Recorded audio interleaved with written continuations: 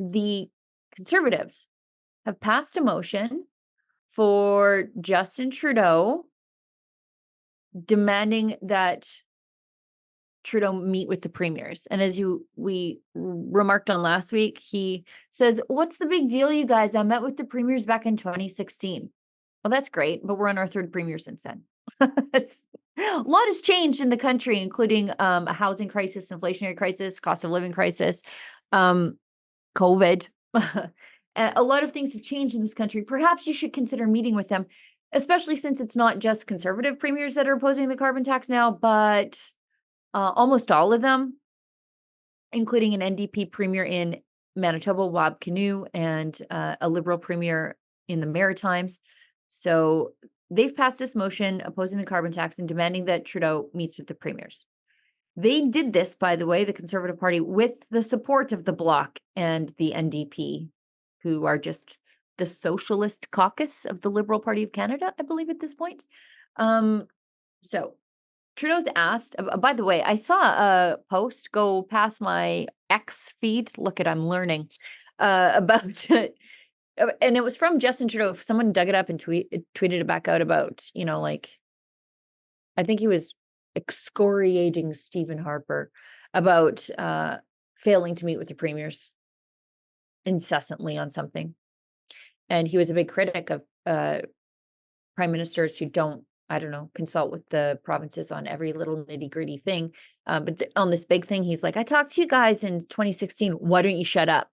Anyway, we've got a video from Trudeau, and he's asked about refusing to meet with the premiers over the carbon tax. So let's watch him lie to us some more. This is about the carbon tax. 6 premiers have asked for a First Minister's meeting with you. You have so far not committed to anything. What does that say to the discussions with premiers and federalism? I continued to have robust discussions with all premiers over the past months, and I will remind people that we had a First Minister's conference on the environment and on climate change within the first months of us taking office, where we set out the framework for the pan-Canadian fight against climate change. That's exactly what we did, and we created both a backstop mechanism that puts a price on pollution and puts more money in people's pockets, and the opportunity for provinces that wanted to create their own system to ensure pollution wasn't free to do exactly that. So any premier that doesn't want to be subject to the price on pollution can do like Quebec or like BC have done and bring in their own way of making sure that pollution isn't free. Now, the premiers continue to talk about stepping back in our fight against climate change and stepping back in the affordability measures that are putting hundreds of dollars every few months in the pockets of Canadian families. Canadian families, middle class and lower income families, get more money with the Canada carbon rebate. Economists are clear on this, than they do without it. And it is a powerful tool representing about a third of our fight against climate change and our ability to reduce emissions. If the premiers want to propose individually or collectively another way of fighting climate change and supporting affordability for Canadians, I'm all ears. But right now, all we see is premiers misinforming Canadians and wanting to take away the Canada carbon rebate checks that are making a huge difference in people's lives. Is the Canada carbon rebate check making a huge difference in your life? Or is the carbon tax making a huge difference in your life? This guy, he accuses the premiers of spreading misinformation. He's the guy telling you that if you pay more for everything, the weather will get more gooder. Sure, buddy. Sure. That's real serious sciencing you're doing right there.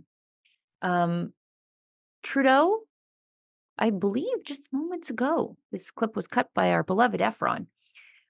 He is asked about the NDP now expressing reservations on the carbon tax. Before, this was just a bunch of stupid conservatives not understanding science. But the NDP are turning on him, and I'm not sure if That's entirely true. I mean, they'll stomp their feet and blah, blah, blah, but they'll always side with Trudeau because he's their vehicle to power. But, oh God, that face. Look at that guy. He's about to explain science and math to us. You feel smarter already? Let's listen to this.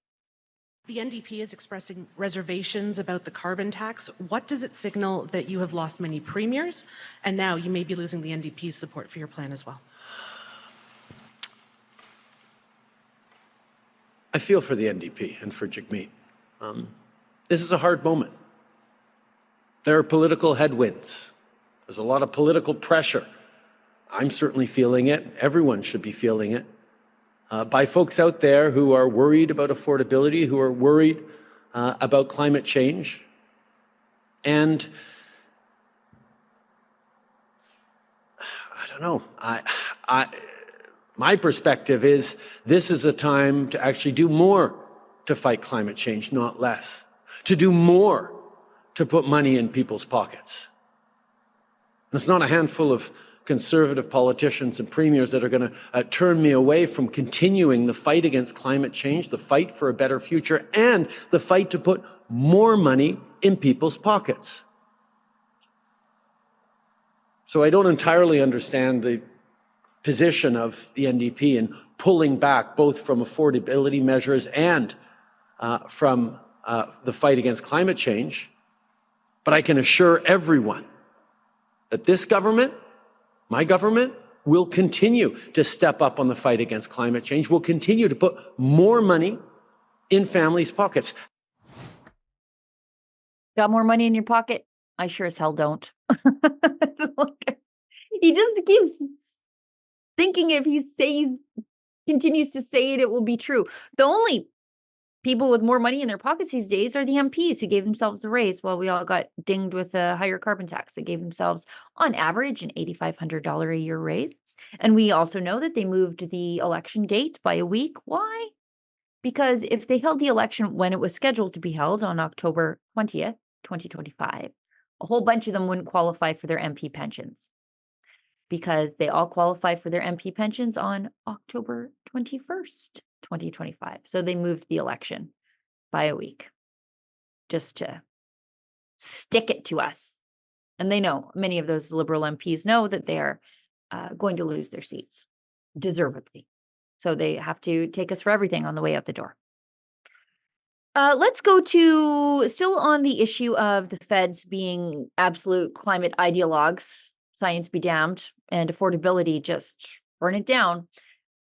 We have our reporter Alexa Lavoie in Ottawa putting a question to my premier, Danielle Smith, and I think we should do the one about Stephen Guilbeault, Olivia, because it's in the description for this live stream. So let's do that one if you don't mind.